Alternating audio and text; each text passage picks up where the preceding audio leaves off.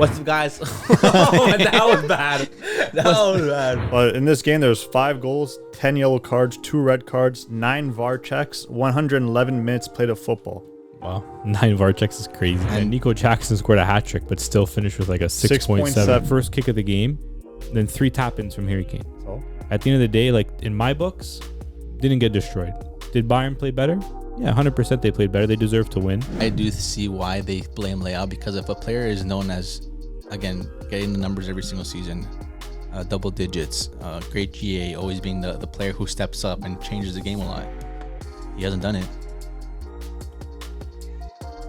The football season is back in full swing, and there's no better way to catch all the action here in Canada than on Fubo TV. Whether it's Premier League, Serie A, and Ligue 1, all the matches are right on Fubo TV. And thanks to our friends, we got a code just for y'all. Head over to the link in our bio, sign up, and you'll be blessed with an exclusive 40% off your first month at Fubo TV. And it's not only the football. Tons of TV shows, tons of channels, movies, whatever you want, they got it. So head over to our link, sign up now, and let's get back into the action. What's up, guys? Welcome back to another episode of the Footy Culture. I'm your host, David, and I'm joined by my boys on the couch, Spatty and James. It's the boys. And we also have my twin brother, Danielito. It's your boy. Your best man. That's a nice close-up, huh? You like that? Yeah. Get the Oh, stash. POV. Days. Get the stash in full coverage. Right Oh, there. wow. Man's choking the fans watching. Get over here. Oh, wow. But yeah, good weekend full of footy. We had a game today on Monday, London Derby, Chelsea versus Tottenham Hotspurs, and it was a good game. No, Chris and James were kind of right on their predictions. I was two right. He red said cards. No. 2 red cards. He You said said tie. Chelsea. Yeah. I said Chelsea. You said Chelsea. Yeah. Yeah, I didn't back Chelsea. And it's on so. Fubo if Okay, you yeah, want it to is. find out what I said. Okay, yeah. I didn't but, know there was did going you to be guys red cards. Man. did you guys think there was gonna be 2 red cards? No, No. of course. That's what obviously gave Chelsea the win, end of the day. But of course. good but prediction on you. I didn't expect Good that. prediction But on you. I got it right. But from the start, Spurs were way above them. Way above them. They could have had a couple more goals. Way to be above them. honest. I know there's a couple offsides, but Spurs are something, man. This They're a good season, team. they're good. But not even just the red cards. If you guys watch the game, you guys would have saw 2 really big injuries Yeah. in Van de Ven. Is Van it? de Ven. Ven and Van de Madison. Ven and Madison. Madison Yeah. hurting. It looks like he hurt his Achilles, and they were both without any contact. So those are it's not actual good. muscle injuries, and It's not good. those are going to be detrimental to their future. You know, like they're gonna have if they want to obviously contend for top 4, Yeah. they're gonna have to have these big players, especially Madison. 2 big players You know there. what I mean? It was sounding like Van de Ven's might be a little bit worse because Oh, it was a full on pull. Like he was like Yeah, he was crying. yelling. He might have tore his He might have hamstring tore his No, he hamstring, 100% tore it. But let's see how bad it was of a tear, because he still kind of walked off. But there. If it's a Madison- full tear, he's gonna be out for a while. Madison did like say, because he came back on afterwards, and then obviously the gaffer called him off after. Yeah, He's like, yeah, but yeah. I'm okay, I can play. But at that point, It's not like worth risking it's exactly, it's not worth risking it. You have a lot of games left. When he got injured, it was already 2 red cards. No, I believe. No. It was the first one. Zero red It was the cards. first Still one. It was the has it? first one. 1 red card. It was one I think red it was card. one red Romero's then. Yeah. But see, at that point, like, yeah, let's analyze the situation. It's gonna be a lot harder for us to win this game. So that's the point where a gaffer's got to be a gaffer. And you know what? Maybe it's time for Madison. You should just sit down, and we'll just save you up for the next game. Because imagine he did play, and then he got injured even more, Yeah. and then now he's out. So it was smart of him to take him off. But Yeah, I know, but okay, there's a lot to talk about there for this game. Yeah. Let's talk about first the fouls. It was a tough game for the players, and I think the referee let a lot of the play happen at the beginning of the game where it was really feisty, foul heavy, and the players were going into tackles hard, like from the very start. And Yeah. sure, I'll give it to Chelsea because they kind of need it to go in there and kind of show an example, like they need to go in the presence that they have there. But yeah, like that foul into the box, Caicedo scored that goal, but it was obviously called off because of that foul from onto Enzo, the 2 Argentinians. Penalty, red card, sorry, or no red card? it's hard because at the end of the day, everything looks a lot worse in slow motion. And you saw the way Romero hit it. He cleared the ball. He was clearing the ball. But unfortunately, when he cleared the ball, ricochets off Enzo, the ball goes this way, and it's just a follow-through of his leg hitting his ankle. Yeah. But what do you do at that point? You can't just stop your momentum. It was surprising. Because you can't stop your momentum. Even the commentators like, red card? Red card is kind of harsh on my end. Kind of harsh. Yeah, okay. Maybe give it a penalty. I'll be okay with that, even though, like, still it's a crazy one. But red card is like, it's the follow-through, and you can't stop a player's momentum at that. Yeah. He did what he's supposed to do. He tried to clear it.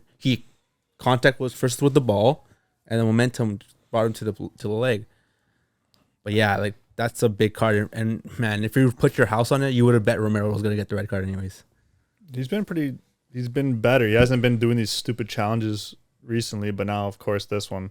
It's unfortunate for that one because he didn't mean to do it. He was even telling the ref, like, "Come on, like, it wasn't like a."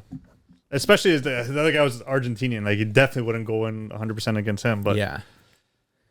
It's just unpredictable. Like, unpredicted. You can't expect that. Like, it was a tough call, tough foul, but Palmer stepping up. He's 2 for 2 for pen. Now he's 3 for 3. It was a good tap on the keeper there. Vicadio's good, man. Yeah, about to say that. Shout out to Vicario, bro. What an amazing keeper. Yeah, came out of nowhere. Where was he playing before? I don't remember. Italian, no? Vicario was playing, I think, for. He's not in Serie A? Serie A. Yeah, he was in Serie A. But I don't remember what team he came from. He's a good goalie, though. He might be better than Donnarumma, to be honest. Empoli, maybe?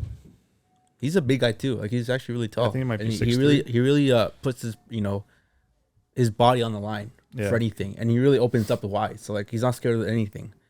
But yeah, at that point of the penalty, Spurs were winning 1-0 with the goal from Kulusevski. Yeah. And at that point, like, what do you do? Like, those 2 red cards, most teams you would see try to defend, hold back that line. Try your best to just, hold the possession, and if anything, clear it. Hold the result, too. Right? Hold the result. Because at that point, you're not going to score another goal. And a lot of those players already had yellow cards. Yeah. Yeah. Play it a bit more safe. Yeah, but what did we see from those 2 red cards? What did we see after? A Spurs team that was pressing high, and it was playing right after the first one, because they scored their second goal before the red card. The second one. 2-1. Yeah. Yeah, so...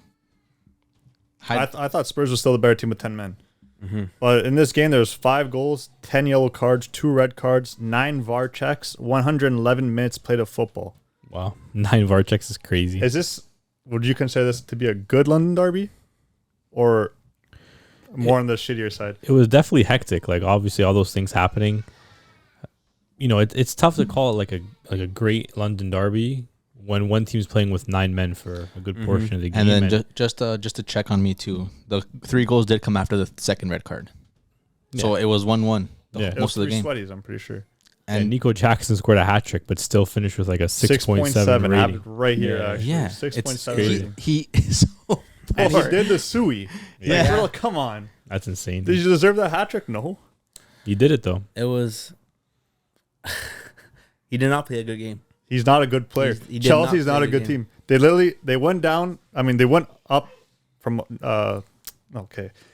Spurs went down to 9 men, and then all Chelsea was doing was long balls. They saw the high line, and it was just long balls. Like, they weren't even playing good football.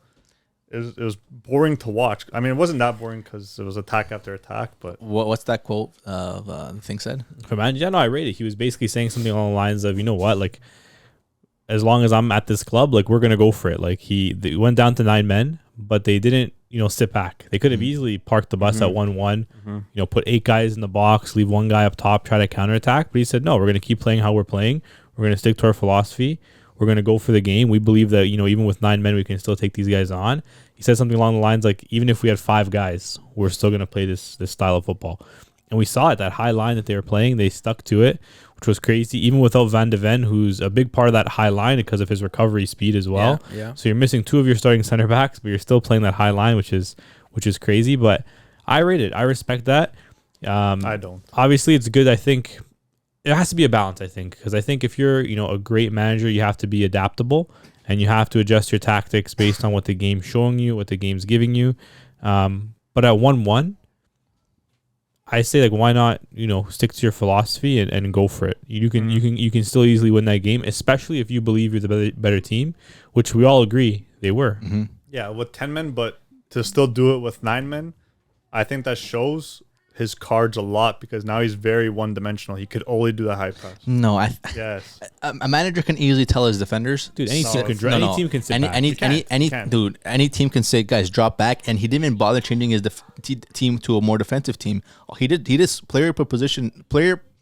He did his subs based on the players. It was all position per position. It wasn't like, hey, I'm taking off an attacker and putting in a defender. And what'd that do for him? I don't think he had many defenders to put on. But he literally just did Dyer for thing, and that was it. I don't know. Again, I don't know sure if they have the players. I know Højbjerg maybe dropped a little bit, but a manager can be like, guys, we're dropping, we're defending the ball, leave Son up top by himself, and we're literally just clearing everything. But they played their line was literally at the half. Yeah, and they got screwed over. Good for Pochettino because like he put it in Mudryk. He had Sterling on. He had all these fast players up top, which literally broke the line every single time and caused all 3 goals. Going back to what James said about that, I also rate it because not many managers would do that. Not many managers would take that risk, but you clearly see a team and a philosophy in that team now with the new manager that this team is going to fight for what they want, and the manager too is going to back them up.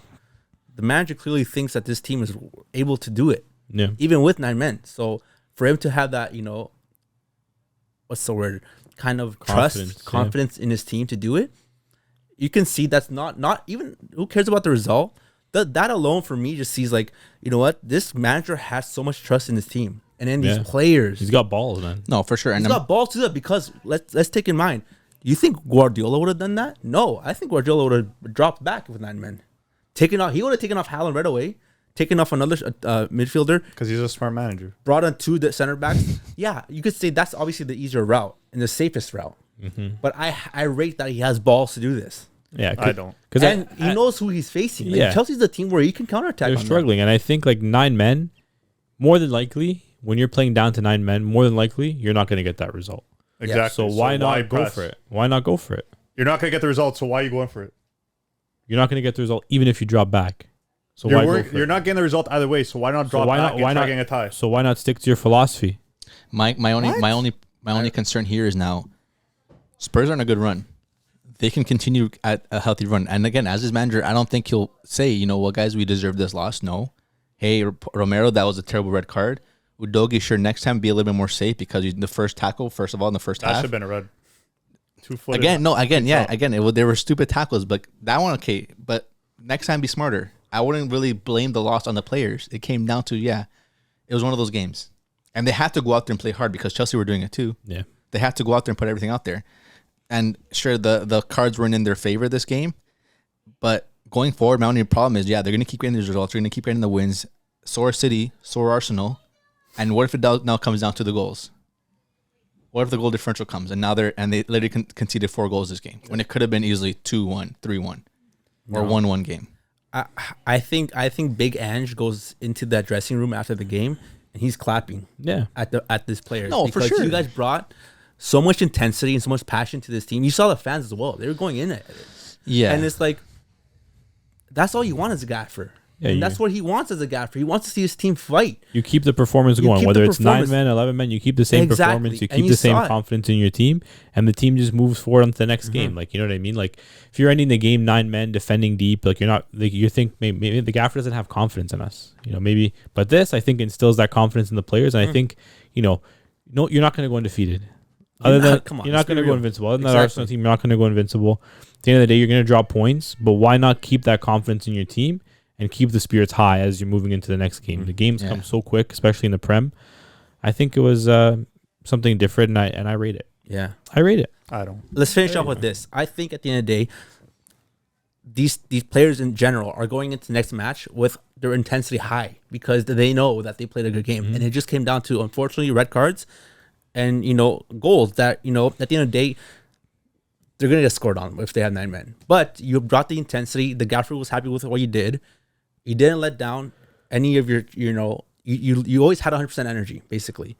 And I'd rather do that than have my team try to park the bus, defend, and they still, let's be honest, they probably would have still conceded. They probably wouldn't have. I think they probably would have still conceded. Chelsea's only goals were through balls. Okay. They could not break their line without through balls.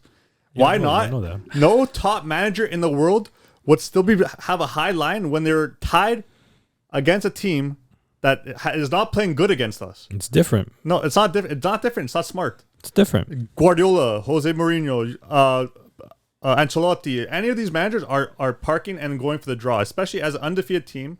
Why not show the dog in your team? Yeah, believe in them. You're still believing them with. He did show the dog in the team. No, he didn't. Because he showed the dog. He just ruined their mentalities by losing. No, he didn't. Yes, he did. I wouldn't. He just I don't lost. think Not one of those players lost. are going off He's that gonna game lo- feeling I bad guarantee about you. that. 100% They just not. lost a couple of their mentalities because How? it's their first game getting destroyed by a team. They didn't They get had two destroyed. They got Guards, destroyed. man. It doesn't matter how you They didn't lose. get You destroyed. lose. They You didn't get lost. destroyed, It's man. their first loss this season. Okay, They yes, didn't they're get going to destroyed, lose, dude. man. You're not going to have a Okay, whole. but you understand teams go on runs, and once they get that first loss, they're going to start. They're going to be on and off. I don't know. Now that run's done, if they would have got a result out of this, which is a tie, they definitely could have got a result. That's the thing. Like I rate the Gaffer's decisions to continue the same football. I rate the players too, but again, sometimes even some too. He like after that third goal or fourth goal, he was really like, what are we doing? But at the end of the day, like I rate the Gaffer, but he could have came out there with 1 point. He could have came out there with 1 point. You can't say for sure they would have lost that game. You can't say for sure because that team going forward has no attacking threat. Dude, they had nothing going all game. They literally only scored the goals because of those breakthrough chances.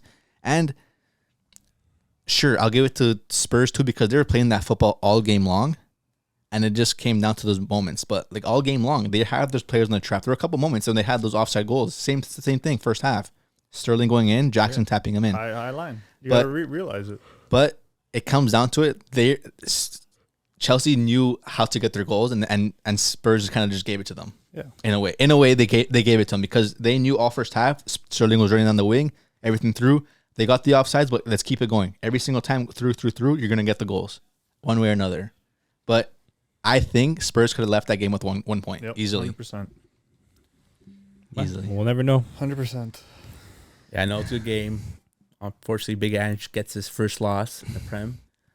But I don't think their team, and I think the Gaffers should be, disappointed in what the result. They're still what, second place, I think now. Second. Yeah, They're just behind. They're just behind City. Yeah, so there's still a lot of football to be played. I mean, let's just hope this Madison injury and this Van de Ven injury is not anything that's long term. For a while. Yeah, We'll see how long it is. His didn't look very good. But something that Spurs do have kind of a little bit of depth, which is good. And I think they should be able to do more than enough, especially because they're not in European football. Well, they're going to be missing Dyer and Van de Ven next game. That's so true. It's probably going to be, what did I say, Dyer? Romero. And Van de Ven. They face Wolves, which isn't a big loss. I mean, a big result story against the Wolves. Then it's going to be Aston Villa, but then it's going to be City in December 3rd. So we'll see how many games these guys get banned for. And then we got to see how long Van de Ven's going to be out for. And Madison, how long, if he's going to be out at all. Like, this team is going to be all broken up. They had to put Emerson as one of the center backs because they didn't have a fourth. Left back. Yeah. And Emerson was playing left back, and Højbjerg went to center back. Yeah, it's definitely not ideal, but at the end of the day, like, there's, not many teams in football that have that depth at center back. When you're missing two, you don't have four usually good center backs that you can bring in. You have to make adjustments. So yeah, but it's tough. But yeah, like we had a lot of other big games in the Prem. We had the Manchester City versus Bournemouth game, which was 6-1. 6-1. And who was the man of the match in that game? Doku, man. What a baller. 4 assists, 1 goal. And his assists were amazing. And we've talked about him before. During the Euros, the last Euros, he was playing amazing. And World Cup. We Euro. were all surprised. Like, after the Euros, I thought someone was going to pick him up right after that. Same. But he stayed in Liga 1 for a couple of years, and Man City picked him up. And once you see a team like Man City picking up a player like that, Man City don't just go for anyone. They go for someone that they've been researching, they've been watching him, and they know that he has a future 100% guaranteed almost. And you saw it. This game was a statement game for him, especially with Haaland coming off at halftime, I believe. Around there, yeah. Right?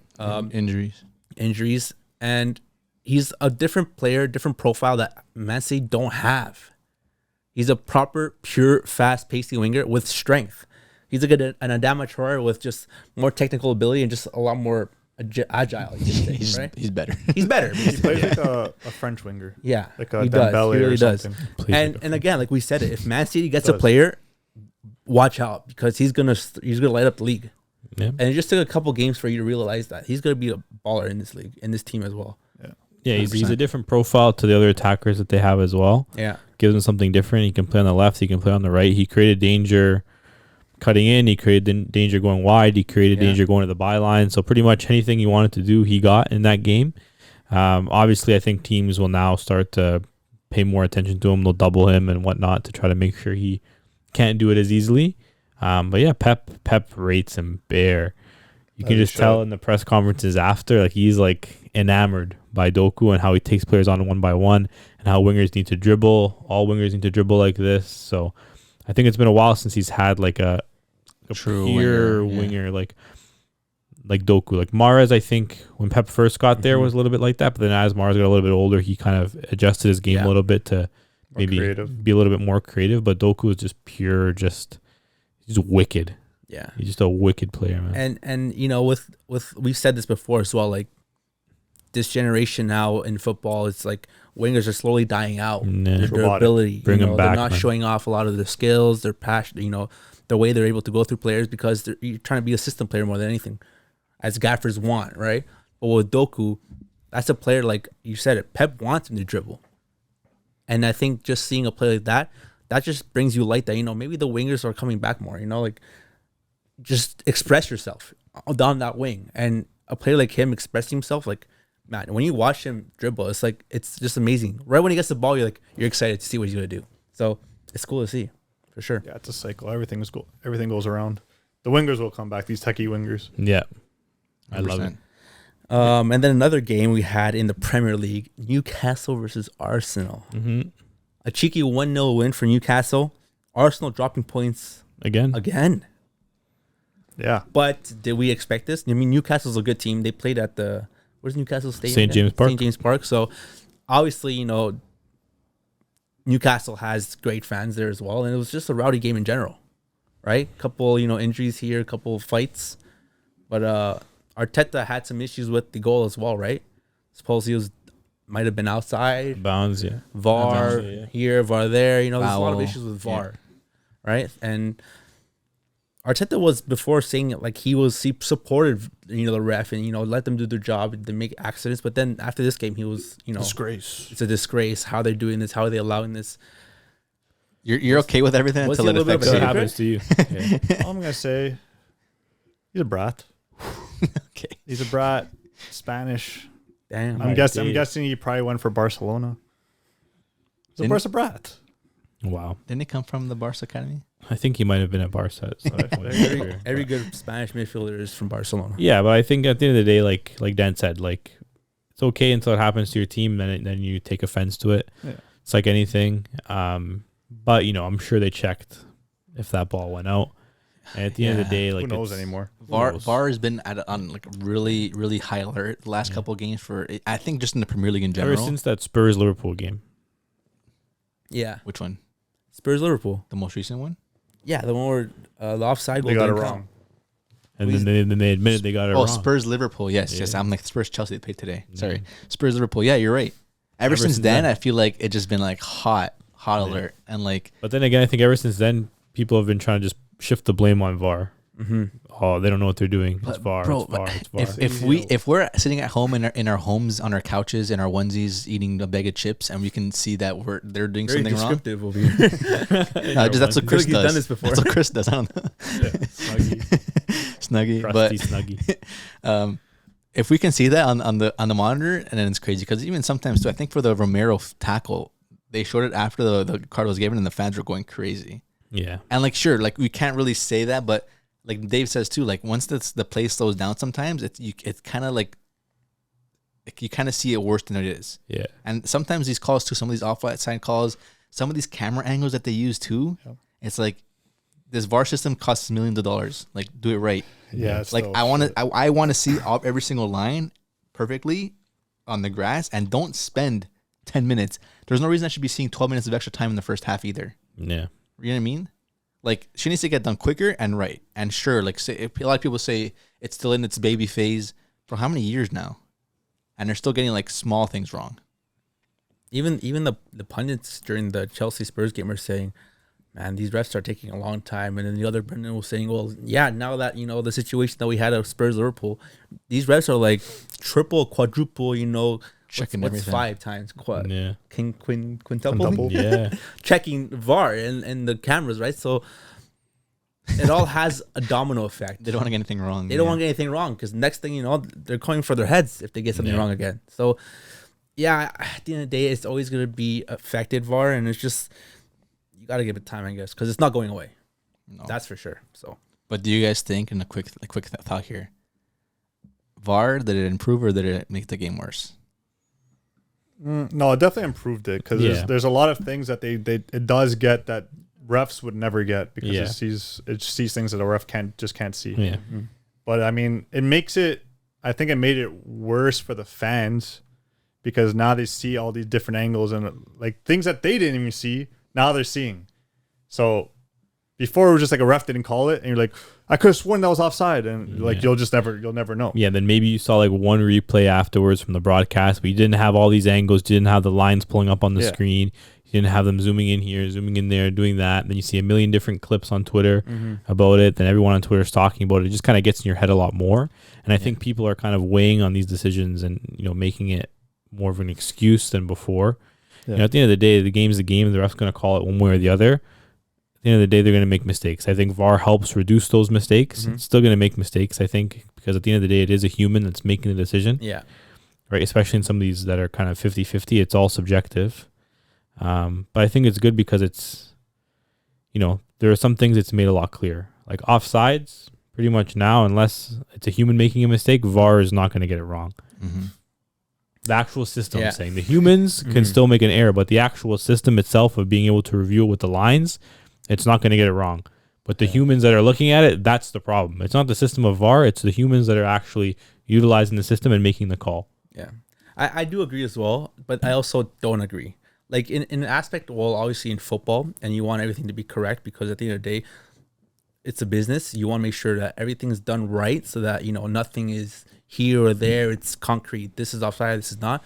But as an entertainment aspect, I think VAR ruined it, football in some sense, because before VAR, you would see, hand of God by Maradona. That's not getting called. That's not good. That's a moment in history that wouldn't be going, down in history basically. Yeah. Right? Other situations like El Clasico where Ramos was elbowing Messi in the face, Pepe was biting someone's leg, hacking their legs. These are moments in football where you're not going to see nowadays, and you saw the passion. Obviously as just a football fan in general, when you see those type of games, that's what brought you excitement.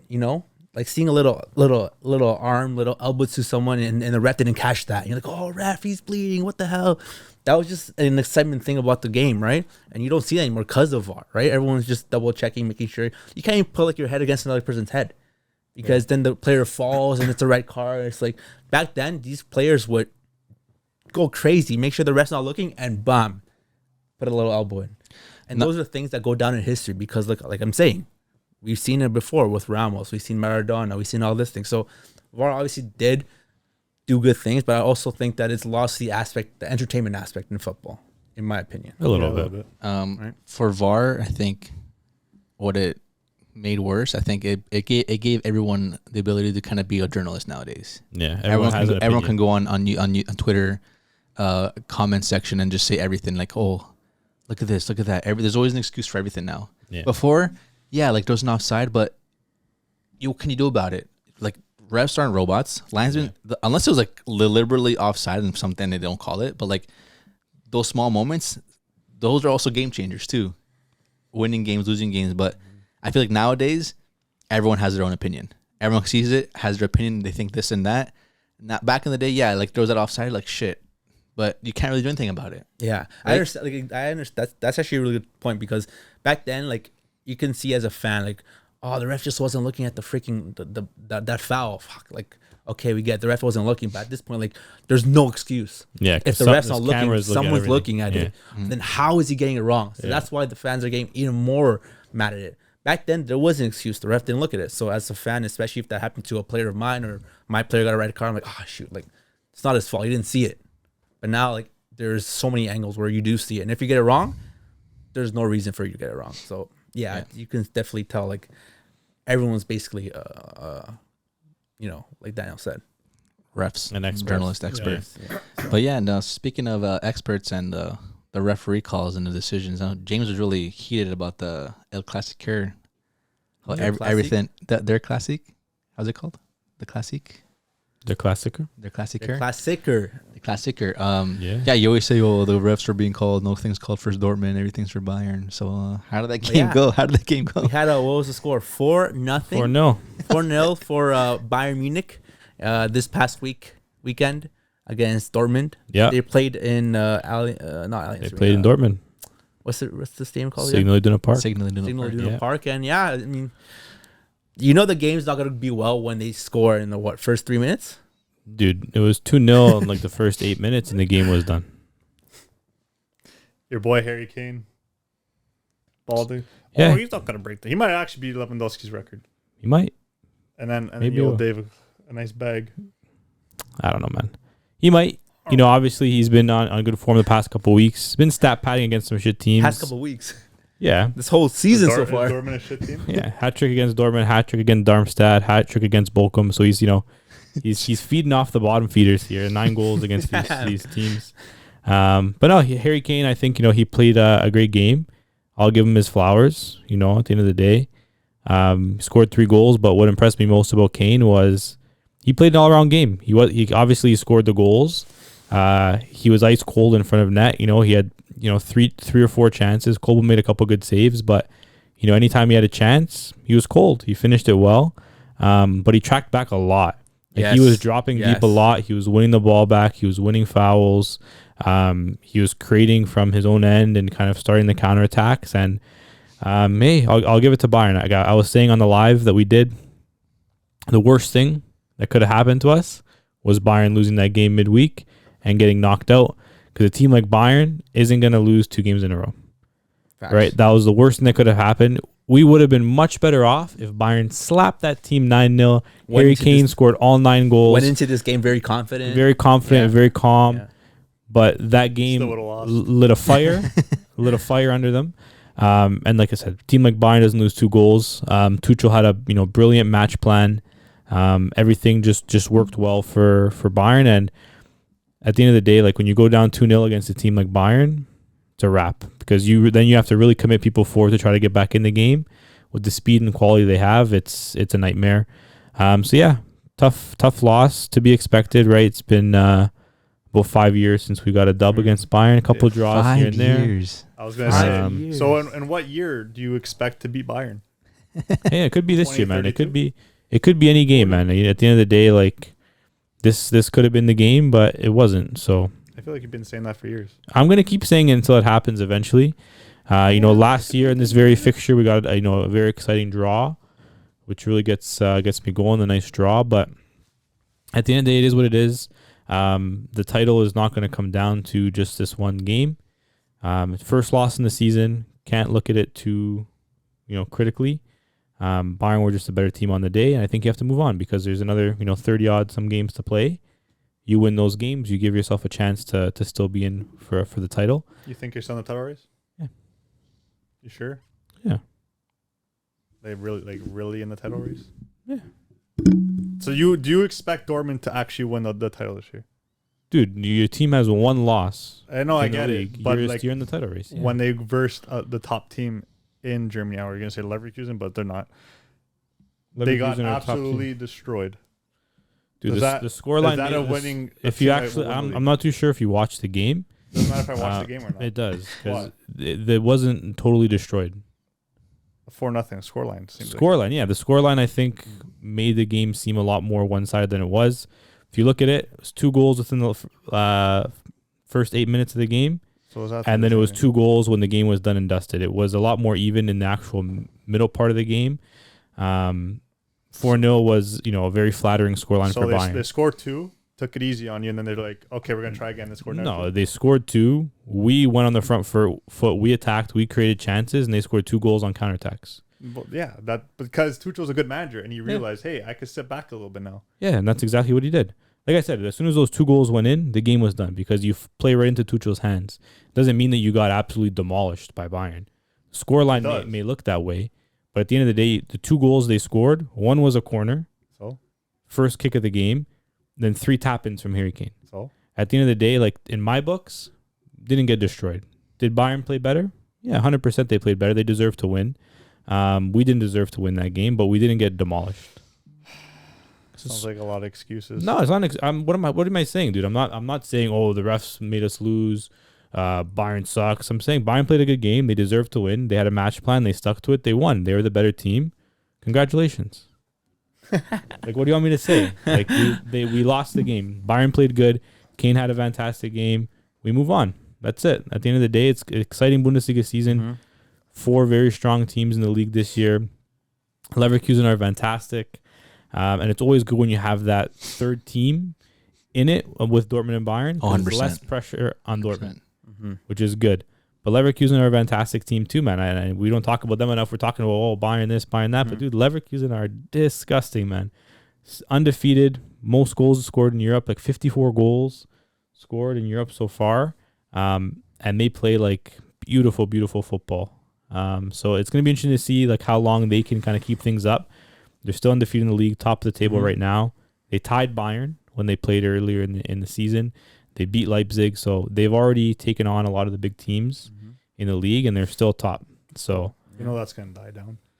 Probably after January. Maybe you don't, man. It happens every year. There's always a team. Last year was Union Berlin.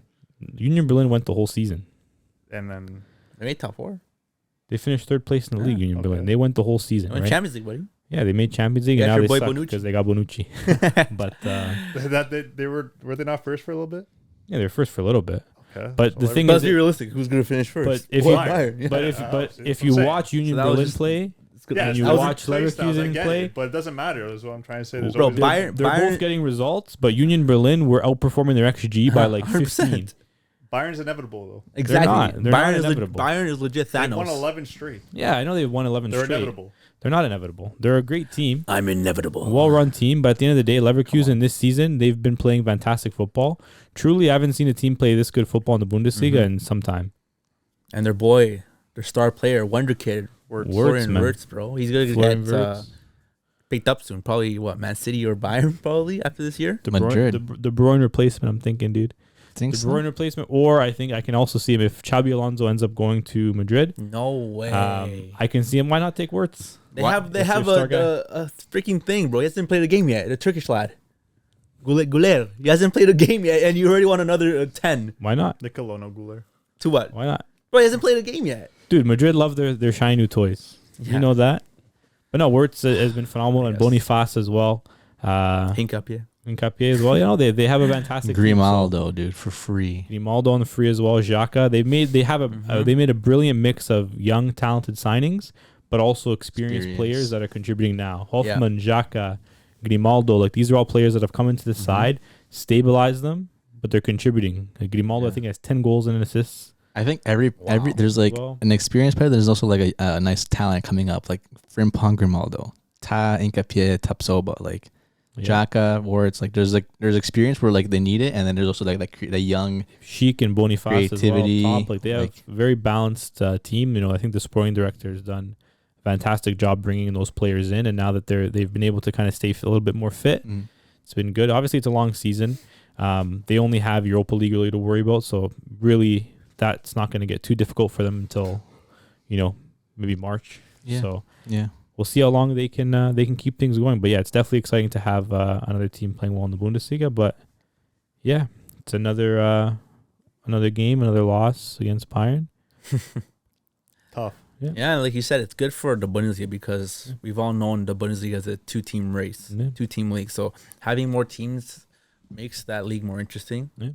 And like I said, Kane is performing like I said he was. So Yeah. Scoring goals. James, you're gonna owe me some money soon, buddy. Maybe, man. If he beats the record, I said he wasn't. What does that tell you though? If Kane beats the record in his first year, Tells you what? what does it tell you about the league? Same Haaland- thing I mean, for Haaland Haaland. did it obviously in the Prem. Jude's gonna do it this Are year both too. the Prem and Bundesliga farmer leagues? No, I just at the end The of the two day, best teams are just destroying, No, dude. and at their the star players are just doing everything. Dude, at the end of the day, you have a good striker. You have a team that creates chances. You're gonna score goals. Do you think Kane would do this in Serie A? Spatty? Yeah, 100%. Isn't City have more of a defensive league? No, but it depends on the team you put a player like that into. The Harry Kane going into that Bayern side, They do their chance. Dude, that's literally like you're giving him was the a goals. perfect fit. You put Harry Kane into the City side, he's doing the same thing Haaland's doing, in my opinion. Yeah, you put him to Inter, Madrid, Inter, PSG. yeah, You do that everything. PSG, No, yeah, he brings Madrid, something yeah. even more different because he's not like a Haaland. Haaland is a pure finisher, pure poacher. What Kane brings you, which a lot of strikers don't have in their game, is the ability to drop down deep and provide. And like you said, obviously Lewandowski for Bayern was detrimental. He was with the best striker they've ever had. But he's not what Kane is. Kane does that and more. Is Kane better? I think Kane's better than Lewandowski. Bro, that's your boy. Not right now, like all time. That's your boy. All time, yeah. I would say so. Because Kane, like I said, he just offers more for this Bayern team in general as well. Lewandowski had pacey wingers like Sané and Gnabry. They all wanted to score, but what Kane does, he's able to drop back and have those wingers attack now. And now you're starting to see where a player like Sané is having a really good season this year. Because he's able to flourish and, show himself off. Because Kane drops down, defenders drop down, and what is Sané known for? His pace. Send him through. And that's what he did against Dortmund. Yeah. A lot of times. Unfortunately, he's not able to finish his goals, but he was able to do so. So it's like Kane doesn't just bring the best out of himself, but for players around him. And Mario Wolf was also defending him, so. Yeah, it was definitely a mismatch. Yeah, I guess. Yeah. Tough. Let's move over to Serie A. I just want to talk about Milan really quick. They've had 2 wins in their past 5 games, and a lot of Milan fans want Pioli's head, as well as Leao's, actually.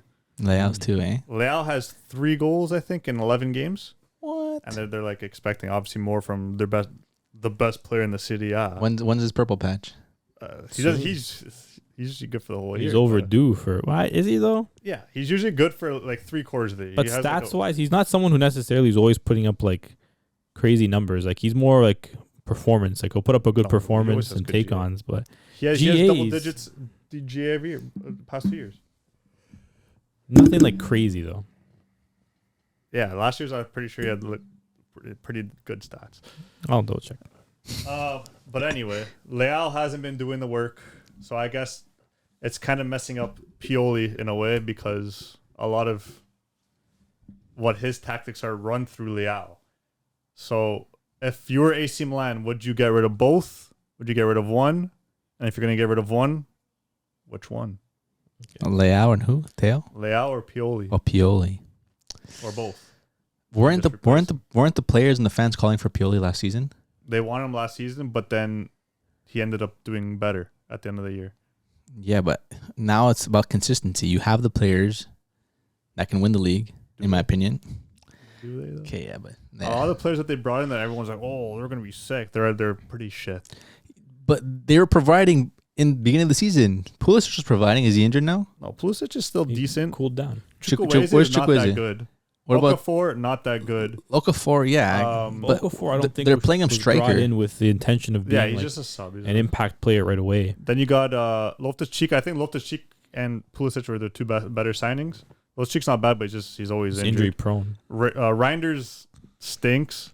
I forgot the American guy in the midfield.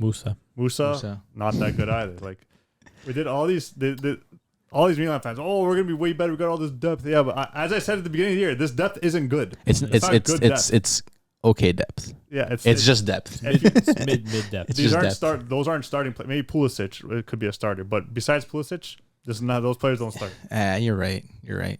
They convinced us in a way that with the numbers of signings they brought in, they brought in a lot of players, quantity over quality. Not quality. You're right. And it seems like the back line is almost like taking a little bit of a step back as well. Like I don't know, like Milan the past few seasons when they've been strong, like they've always had it seem like a very like sturdy back line, like Tomori and whoever he was paired with. But Kyrie's getting old. They were solid. They were sturdy. Like Magnan was like kind of saving them at the back too. But it seems like Tomori's almost taking a little bit of a step back this season. Like he's been getting cooked in a lot of these games. He has no partner. He got cooked. Who cooked them? Mbappe, I think. No. Yes, Mbappe. Are you freaking destroyed him? Mbappe could cook anybody. There's not many defenders other than a few.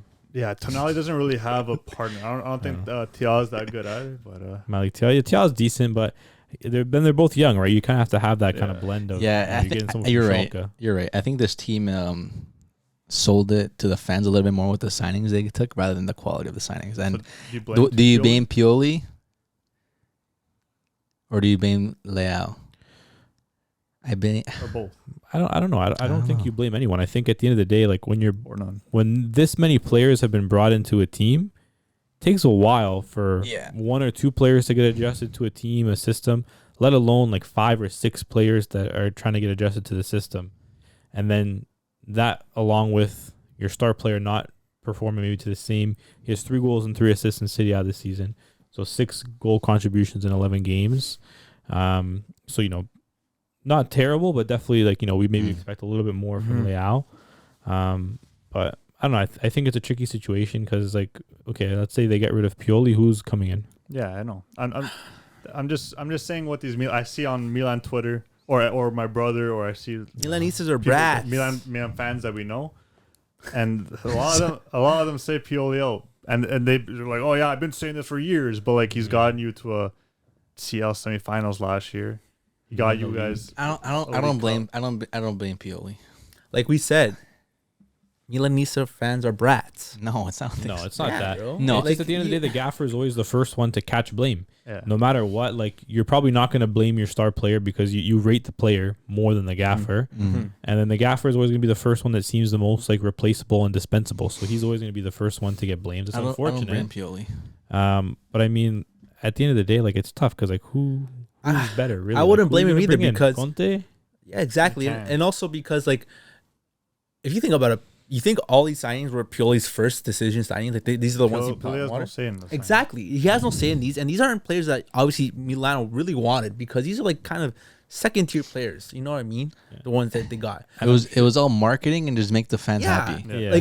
Unlike and not just to go crazy on menu, but Ten Hag brought players that he wanted. Yeah. So that's the situation where he kind of could blame. That's where you can go for his head. That's where you can go for Ten Hag's head because he got everyone he wanted except De Jong. De Jong's not leaving Barca, Visca Barca, but Pioli didn't get anyone he wanted. You said he has no control over that. I think he just gave pusitions that he wanted. Yeah, and they got him position. But there's also no pull, man. There's no pull anymore. Milan will always have some sort of pull. They definitely have some pull in terms of keeping players. They've made some solid players, but I think the Tonali departure kind of came out of nowhere. No one was talking about Tonali leaving. I don't think they were expecting Tonali to leave. Do you think Tonali really was a big loss for them? Yeah, I think at the end of the day, for what they got, realistically speaking, in the past few seasons, they lost Kessie. Kessie was a massive one too. Yeah, they lost Tonali now. No one talks about that one. And then Benacer as well is still out injured, right? So if you think about it, they're pretty much the 3 players that were key in their midfield for the last few seasons. All aren't playing right now because 2 of them are gone. One of them's hurt. Yeah. And now you're throwing in, Reinders, who's coming in from the Eredivisie. You're throwing in Musa, who's coming in from La Liga. You're throwing in Loftus-Cheek, who's coming in from Chelsea. So you're throwing in all these players now with Krunic and Adli, just a mishmash of players that are coming from different leagues, different styles. Exactly. And the midfield is the most important part of the team. 100%. If your midfield is not clicking, your midfield is getting ran past and not able to stay solid, you're going to lose to Udinese, Like you said, we have, what's his name again? The midfielder from Chelsea that went to Milan. Loftus-Cheek. Prem is known for being a fast-paced league, which is a lot of counterattacks. You go into a Serie A, Milan, which is very slow pace, build-up kind of play, right? Would you say, especially in the midfield? I would say Milan a little bit faster pace. But in general, Serie A is not as fast. But it's not as fast as Prem, right? So you bring all these different players that play different types of ways, and you expect them to all click in one season. But you have Musa, who was a winger playing midfield now. Yeah. I'm not sure how much he played. I think he only played a couple last games in Valencia midfield last game where he had his good games and whatever. Yeah. He played for the States in the midfield. Loftus-Cheek, again, he just wasn't really a starter in any of his teams, and he played also off the wing sometimes as well. Plays kind of right and back. Then you have what's his name? Rangers. Who came from the Eredivisie, I'm sure he was a good player, but again, bringing all these different players, playing different styles of football, playing differently as well, takes time. I don't blame Pioli, but I also kind of see where the fans are coming from because they were sold this convincing dream of these players are going to come in and be a good replacement. But big group of players. Again, you can't really say the fans are just maybe they want results, but they're not getting them, and they got to realize like you can't really expect these players to kind of come in there and change the whole team. Yeah, maybe you chalk it up as a bit of a transition season. Like you have a lot of new faces, and there's a lot of talent, there's a lot of potential, and there's old faces too. Giroud needs to go. Yeah, I think at the end of the day, like it's always gonna be tough. Like, you know, if your main striker is, you know, mid to late 30s now, like it's tough to rely on him every game to late 30s to rely on him to kind of hold and lead the line every single game. Champions League, Cup, League, like it's a lot of games, a lot of fixtures, and it's tough to rely on him. And to be fair, he's done bits this season when he's can. Like he's won in net, he did his thing, won them some points. But he's a solid backup striker. He's a solid backup striker, but I definitely think like you need someone like a Jonathan David or just like that would have been a number 9 who is going to be kind of reliable for you. He's going to be good in build run. He'll run. He'll score goals. Like because right now it kind of seems like Leao is being asked to do too much everything. Like, but do you not also blame the fans? Or I do see why they blame Leao, because if a player is known as, again, getting the numbers every single season, double digits, great GA, always being the player who steps up and changes the game a lot, he hasn't done it. No. Even with the players that he had on his team, his style of play is really individually based, where he kind of does beat the players. He takes players on, goes for a goal, you know, creates the opportunities. But if he's not doing it also, then yeah, I would say he is more to blame than Pioli at this point. Yeah. And like you said, like a player like Giroud, bro, Giroud himself, I'm sure he's like, bro, why am I playing 90 minutes every game? I'm fucking old, bro. Let me sit down. Let me come on and do my thing. But like, he can't be playing 90 minutes. Jovic isn't a step up either. Jovic is nothing. He used to be a wonder kid, does nothing. That's what they brought Okafor, but like Okafor wasn't a striker either. But then again, like, this whole team, like he might be able to be something in a couple, you know, maybe next season. But all these players are brand new. This whole system is brand new. Yeah, and all these players, like Reinders, who's coming in being asked to replace Tonali. Come on. You have Okafor coming in and almost being asked to be the number 9 striker. Yeah. Like these are players that are coming from. They're not coming from like a Liga or like a Bundesliga or La Liga, which is, you know, equal or on par with Serie A in terms of quality, in terms of play. You're coming from, you know, leagues that are maybe a step or two down from Serie A, and then now you're being asked to perform just not for a Serie A team, but a top Serie A team who's wants to compete, make top 4, challenge for the title, play in Champions League. There's a lot of pressure to get those results right away, and at the end of the day, it's not built for everyone. So I think at the end of the day, like, you know, maybe Milan fans need to take a step back. Look at this maybe as a bit of a transition year. Let these players ease in a little bit. Maybe make a 1 or 2 more signings to kind of, you know, fully, you know, solidify the squad a little bit, and then maybe run it back next year, you know, with, you know, a little bit of a stronger team. Because at the end of the day, man, like it's tough to compete every season. And they're competing in the Champions League. Yeah. But this is not the season for them. So what's technically, and what realistically is the best thing that they could do this season? Just focus on top 4. Make top 4. Like focus on top 4. Is that realistic for this side? Yeah, make top 4, and maybe next window, instead of investing in all these abroad players, maybe start investing in some Italian players that will actually care for the badge. Yeah, I mean, you look at, like, for example, Scamacca. He left West Ham and now he went back to Atalanta. And Atalanta, he's been playing very well at Atalanta. He's scoring every game. He's creating, and like I look at a player like that. Price range wasn't bad. Age is perfect. You know, profile is good fit. So you look at a player like that, maybe that would have been a perfect, you know, kind of number 9 to come in for Milan. He's Italian. He gives you that kind of identity back as well. So I think, you know, I like what you said there. You know, invest in that Italian talent. You know, even look in the league. There's so many talented players 100%. Playing in Serie A at some of these, you know, mid to lower table teams that, you know, would love to play for Milan. You know what I mean? Like, look at those players, scoop up that talent that's in the league and nurture it. Because I think they're already playing well in the league. They're maybe more equipped to make that step up easier than someone who's coming from the Netherlands or someone who's coming from Austria. Like, it's a big step up. It's not even just in terms of like a culture and language change, but just the level of football as well. It's totally different, right? Yeah. Like, the perfect example for AC Milan would be Inter. Like, you see Inter, the best team in Italy by far. You saw it in Champions League as well. This team is pretty much built around like players that were good on other teams, like Barella from Cagliari. Now they got Fratesi from Sassuolo. They got Çalhanoğlu from Milan. They got Acerbi from Lazio, who was one of the best center backs in the world last year. Where did Di Marco come from? He wasn't doing well at Lazio. Atalanta. Huh? And he wasn't doing well at those last years of Lazio, Acerbi. No, he was all right. He was now he's playing exceptionally. I think well. he battled back from cancer a couple times, so it was definitely kind of tough on his body. But they've been doing that, but then they've also been making brilliant signings from abroad too. Like they, a little bit of both. Rated the Bundesliga for talent, like Sommer, Thuram, Pavard as well. Like they made some really fantastic signings there, and those are like quality players. But that's a team that's already had their core built based on around Italian players. Yeah. Where they needed to make those small little improvements. Or Serie A players. Serie A players where they made those little improvements of, 1 or 2, 3 players that they need to kind of elevate. Yeah. And they're really substitute from other players that weren't Italian based. Like they got rid of Lukaku, for sure, bring up Thuram. Yeah. But they still had their base of Lautaro and all that stuff strong already built there. DiMarco too. Sorry, Pavard, right? Just extra support back there. And then Sommer is a goalie, like okay, sure, whatever. But they have their base, they have their core of players that were brought from the Serie A. They built up. They're at a level now. Is there really more players they can bring in? From the Serie A, they're kind of at their best right now, so they can bring in those other players from abroad to fill up those spots a little bit. But also, you can see that Inter, the way they go into the transfer market is they go into it with the aspect of we need this profile player. This player that can fit this profile. And quality, like the player that can fit this profile now. Exactly. Not the player that's going to fit this profile in 2 or 3 years. Like Thuram would have been a great signing for AC. Oh, 100%. Milan. Like him as a 9 at Milan, I think would have been a fantastic signing. Even to an extent, Pavard as well. To play with Tomori at the back, I think would have been a good move as well. Like so these are players that could have easily been good signings for Milan. But instead, Inter are one step ahead. They've been doing a brilliant job scouting. I think it's a key factor.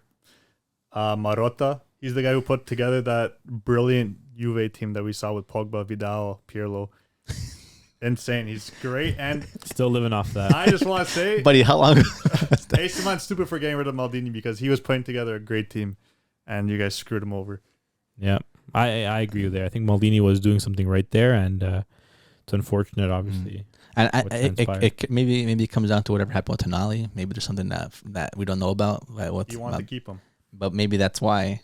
We don't know. We don't know. We don't know the ins and outs of it. But yeah. So I think Milan's savior is the special one. I think Zlatan is the guy. Oh, that's gonna be able to kind of fill that Maldini role because Zlatan has that presence. That, but I don't know if he has that. That respect. He knows 100%. But I don't know if he knows the players want to. He loves Milan. First of all, he does. He bleeds red. Players respect him. We saw players. We saw Tonali himself cry when Zlatan, retired. I think he was crying because he knew he was gonna get caught.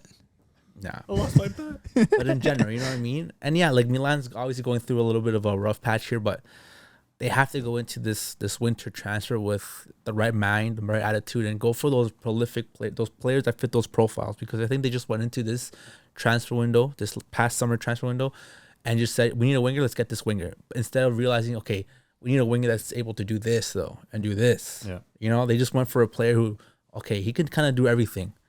But like we said, Inter, they didn't unfortunately get Lukaku, but Thuram, and we all see it, Thuram fits that position properly. He's big like Lukaku and is able to support Lautaro. We all saw it. It was a perfect replacement. So, yeah, Milan have a lot to do. Right now, Milan is blue, I'd say. It is. Jeez. With the blue in the back. Bro. Milan's always been red. Right? Yeah. But, good talks today, boys. Loved it. Good shit. Any last couple of things? We have a crazy thing, actually. Endrick, the Brasileiro, has been called up, right? Yeah, for 17 years old. The November window. Mm-hmm. First 17-year-old to get called up since R9. So that's pretty crazy. Some big shoes to fill, man. Exactly. That's some... I mean, he's been balling out in the Brasileiro League. I think he just scored a brace in his last game. Brasileirão. Yeah, he's 2 brilliant goals as well. And it's like at the end of the day, like Brazil, they always call up players from their own league, which I like. Yeah. But like if he's doing it in that league, it obviously means he's already at that quality. He's already at that level. So give him a chance. And I think it'll be good for him to kind of mingle with some of these Brazilians that are playing in Europe. Obviously, we know he's going to Madrid next season. But I think it's a fantastic opportunity for him to kind of show it on the international stage, see what all that's like and make sure he's keeping his head straight. But I think, he's a special player. Like I personally would love to see him leading the line for Brazil, even as early as next summer at the Copa America. Like I think obviously Richarlison, has done his thing, but you can't compare him to Endrick. Endrick seems to have such a different that profile. aura about him, and It'll be interesting to see if he can kind of take that torch and kind of keep things going. Obviously, it's not looking too good for Neymar. All these injuries that he's kind of been accumulating. Obviously, not playing in Saudi Arabia. Maybe he's not at the level that we're accustomed to. On to the next. So on to the next. Endrick is up next. Endrick and Vini. It's a new era for Brazil. A new era for Madrid. I actually want to ask a question about Madrid quick. With Endrick going to Madrid, what happens with Mbappe? Mbappe's not going. Endrick is still going to be a player that's going to be coming out of the youth side of the Madrid side. Just the way when Vinicius arrived, he didn't start into the team. He was in the academy for not academy, but like the B team. Castilla for like a couple years before he actually got into the first team football. Even be coming off the bench a little bit too, because he's doing all these things in Brazil. I mean, who knows? Maybe he'll come over to Europe and he'll absolutely maybe just light it up. Yeah, you never know. At the end of the day, he's still only 17. You don't want to burn him out too young. I think he won't be starting for Madrid week in and week out already. I think it'll take time for him to integrate. And he's fortunate enough that they don't need him to be playing. Yeah. They don't, but they do need a kind of. They could use a striker for sure. Yeah, but I just don't know how his profile is gonna fit that role because. He's a completely different profile. He's small, but he's a bull. Yeah, he's a dog. If Jude is already providing, are you gonna try to change things up to kind of get him in there? He's gonna play behind. And I also think it depends who's coaching the team. Right, that's the biggest thing too, right? Because Ancelotti is probably not going to be there. That's right? true. Does Zidane go back? Is it going to be Zidane? Is it going to be Xabi Alonso? Is it going to be an unknown? Cool. Like, who knows who is actually going to be coaching that team? Because I think that'll make a big difference as well in terms of how they play, what formation they play, what they actually need from their 9. So yeah, it'll definitely be interesting, but definitely another key piece for Madrid. They do great scouting, always. But yeah, it'll be exciting to see Endrick. A lot of hype with Endrick. Yeah. And Vitor Roque as well, 2 young Brazilians. Yeah. Watch it'll out be for a battle La Liga of the Brazilians, and we'll see. Crazy. We'll see which team in Spain signed the better Brazilian. And I think Madrid should take some things out of Barca's book with Endrick if they really want to see him, do well. Obviously, I don't want to see do well because every single game of the year. This guy's stressing. But like we've said before, you see Barca. We play a lot of young talent.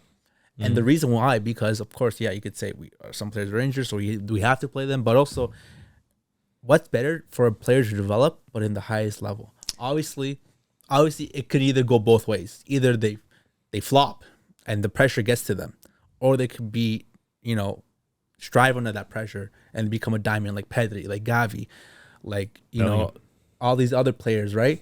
Or be overused, like Pedri. Like Gavi. Of course. But obviously, you gotta maintain. You gotta know how to play them. But I think if Endrick is gonna be a quality player like we all see he can be, I think he goes to Madrid and he doesn't start right away. But you see him get minutes. I think. Yeah, no, for sure. I think sometimes it could be a little bit more difficult as a striker, especially because like a lot of times like you're going up against big bodies at the back. Like center backs generally are a little bit larger. They're more muscular, and especially if you're 17, you're not fully grown. You're going into those players week in, week out. It can take a toll on your body. But also, like, from a mentality perspective, like, I think striker is one of the toughest positions to play as a younger guy coming in because you have the pressure of scoring goals for the team. You miss a couple chances, and all of a sudden your confidence is shot. You're used to lighting up the youth ranks, scoring hundreds of goals a season probably, and now all of a sudden you can't score. You start to doubt yourself and doubt everything. When you're a midfielder, you're maybe flowing a little bit more off the tempo of the game, especially players like Pedri and Gavi. Like, that ball's glued to their feet the whole game. They're passing, they're moving. It's nothing new to them. But as a striker, it's a little bit different, especially when you're coming in so young. So I think hopefully they take it easy on him. They don't kind of rush him in there and kind of potentially ruin his confidence, his aura. I mean, yeah, I feel like as a striker, it's a lot harder to incorporate yourself or into a system or a team because every team can play differently with a striker. Yeah. 1 striker, 2 strikers, play in behind, play as a support, drop deeper. Wingers, again, they kind of have their inverted or winger role. Same thing with fullbacks, that you sit back or you're a wing back. And then midfielders, I feel like they're a little bit easier because sometimes they're bought into a team because of the way they already play. Yeah, it's hard for a player midfielder to really adapt it differently, unless you're like. I'm trying to give you an example, but not top of my head. But you know what I mean, like a 10 who can now play that 8 role. Yeah. But it's hard to really find players like that because they already come into that system already playing, knowing the formations. Yeah. And defenders are defenders, goalies are goalies, but the striker is always a player that needs to adapt to their different styles. To a different system, yeah. Yeah, that's fair. Right? So I guess you could see it that way. But if Endrick's supposed to be this world class player like what everyone's saying him to be, that's the thing. You don't build a team around the player like Endrick. You can't really because you have Vinny, because you have people are comparing Endrick to like an R9, and what did R9 do when he was young? He played. He was starting. He went to PSV first. Yeah. Okay. He's still in Europe. Right. Yeah, but that's of course, PSV, Madrid's though. That's PSV. the best team right in the world. But man, maybe they loan him out. You're saying that Endrick has so much there's gonna be too much pressure on him, man. From his Instagram and his social media, he's had this pressure for a long time, and he's dealt with it well. A lot of hype. You know what Endrick shows us, kind of like I get from him is like a Pele type of player, because Endrick has so many sponsors. He's only 17. Yeah. I look at his Instagram and he's posting a picture of him being like convocado, or like he went to the Brazil, he got called up, and he's got like 20 sponsors in that post. I'm like, this kid's 17, he's got like 20 sponsors already. Well, yeah, it's he's had this pressure and this spotlight on him for a long time. So for him to go to Madrid and be, let's be real, surrounded by Brazilians alike, because how many Brazilians are on that team? Quite a few. He's gonna fit at home. Yeah, he's gonna fit at home. No, for sure, they're gonna make it easier. So I think Endrick should start for that team. If obviously I don't want him to start because he's gonna be facing Barcelona, but it'd be sick to see him start, and Major Victor Roque gets a minutes too. So yeah, it's a good time to be a fan of Brazilian football and Madrid. Mm-hmm. Brazilian South soccer, American football, South American football in general. A lot of great young talents coming through the ranks of South America. Exciting times. Mm-hmm. That being said, gentlemen, close it off, James. Always a pleasure. Sat here with you lot. Thanks, buddy. Thanks again, everyone, for tuning in for another episode of the Footy Culture. Just the four amigos today. A little bit of a different vibe for sure. But yeah, thanks again, everyone, for tuning in. Don't forget to like, comment, and subscribe. And you know who we are, man. We the culture. We the culture, man. Hey, yo. November, bro. Folks. Yeah, guys, spread the love. It's November. It's also No Nut November. Hey. Whoa. Okay, right. Later. Later, Later, boys. Ciao, ciao. See ya.